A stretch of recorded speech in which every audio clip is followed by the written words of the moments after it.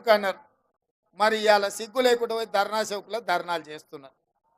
మా ప్రభుత్వము ప్రజాస్వామిక ప్రభుత్వం.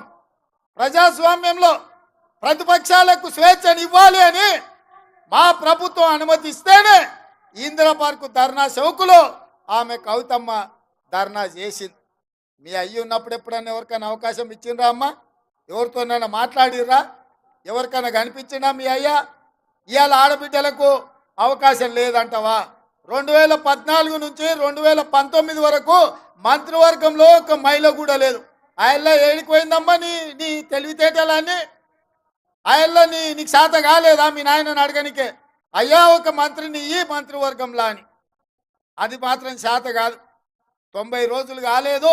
ఓ దిక్కు 6 అడుగులైనా, ఓ దిక్కు పోయడముతైనా, ఇంకొక దిక్కు కవితమ్మ. వీళ్ళందరూ బయలుదేరిండు మనతో కొట్లాడ.